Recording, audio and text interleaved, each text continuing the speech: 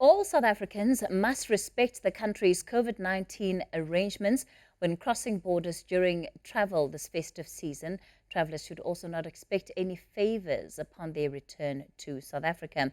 It's the tough talk from the Department of International Relations as many prepare for the holidays. Now, with the President due to address the nation this evening, Dirco Minister Naledi Pandor says those travelling abroad bear a special responsibility. Wear your masks, maintain social distance, and don't go to rages and raves. Please. Yes. Some humour to deliver a stern warning. Dirco is advising all South Africans going abroad these holidays to familiarise themselves with COVID-19 regulations in the countries they are visiting. Some pointers we wish to suggest are: one, that countries in the Northern Hemisphere are encountering a second wave of the pandemic.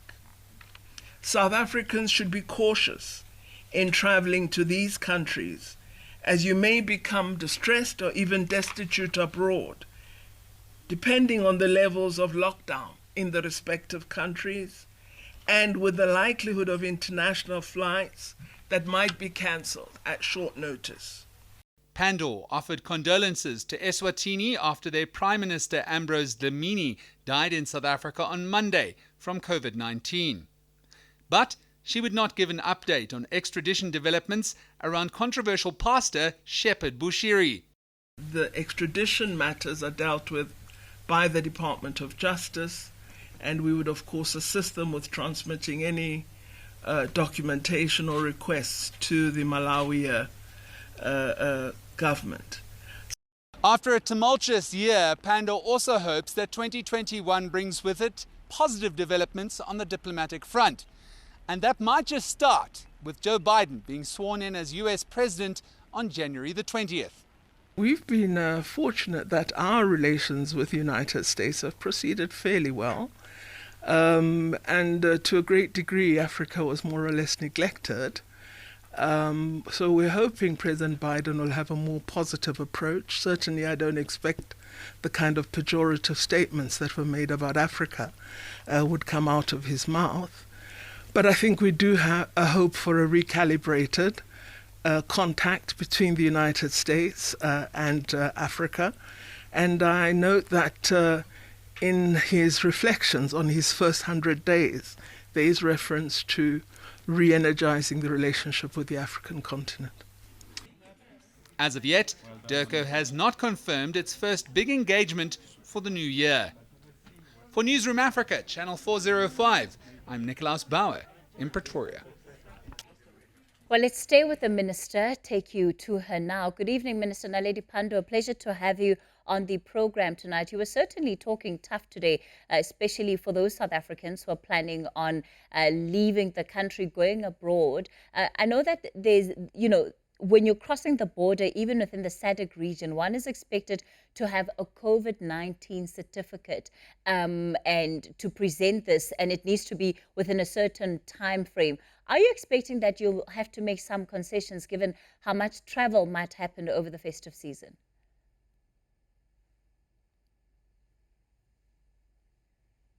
Good evening, Kathy, and good evening to your viewers. Well, I was hopefully giving an early alert to all South Africans and those who live in South Africa, just to say, if you do plan to travel, these are some of the lessons that we learned as we had to implement the repatriation and evacuation processes in the months following the level 5 lockdown of late March this year. So out of that process, we've drawn a number of lessons which we were communicating to South Africans, not to say don't travel or that travel is not fun, but to say be alert to these things, because it will help you to travel safely. It would also help you to be aware of what the regulations and restrictions in the countries you may be traveling to are, and really assist us by contacting our embassies, ensuring that you have the appropriate requirements for admission to the countries that you intend to visit. It's amazing how many things can inadvertently go wrong. For example, the passport. Some people don't ensure that you have sufficient expiry time for the requirement of particular countries. Some will not let you in if your passport does not have more than 3 months of legal duration. Others want you to have more than 10 pages that are blank in your passport and so on. So just be alert to those things. Ask your travel agents of what the rules are in the country they're helping you to arrange travel to, or contact the embassy of the country you wish to travel to. So these were the things, not to put people off by any means, but to just say, please be alert, because we are in very troubling times and we want you to travel safely and to come back to South Africa safely. Perhaps from South Africa's perspective, have there been any major issues since the reopening of of international travel? Well, not, I would think, significant incidents. What we have had has been concern at some borders about the presentation of certificates that are not genuine with respect to negative tests for COVID-19. There are individuals who have presented false or fraudulent certificates. We've also had persons who are required to have a visa arriving without having gone through the proper application processes, so not having the correct documentation. But generally, the processes have been smooth because the opening hasn't been of the extensive character of international travel that we normally have as South Africa. It sounds very much like government is going to be taking a step back, especially if called in to help by those that may be stuck or stranded abroad as a result of whatever changes to regulations might be implemented, as you've warned, in different countries. Under which circumstances are we going to see a government perhaps chartering flights in the way that happened earlier on in the year? Well, I wouldn't expect that there would be chartering of flights. I mean, obviously, we do provide and have to, by law, provide consular assistance in terms of international law. But all of us are aware that we are in this very tumultuous position of confronting and combating and responding to the effects of COVID-19. So whatever we plan should take this situation into account. And that's really the request that we're making to travelers from South Africa. We are in an unusual circumstance. There are countries across the world that are experiencing a very significant second wave, and it is likely some of them will introduce strict lockdown measures, which may make it implausible for one to actually continue to plan to travel there. So all of this must be at the forefront of our thinking, and that's all that we're saying. However, we do have a duty where it is merited to assist our people, but we're saying avoid getting yourself into a situation where you are stranded without means. Let's talk about some of the travel within the SADC region. What happens to those people who don't travel within the 14-day clearance that the certificate provides and effectively are unable to test for COVID-19 in the country that they're in?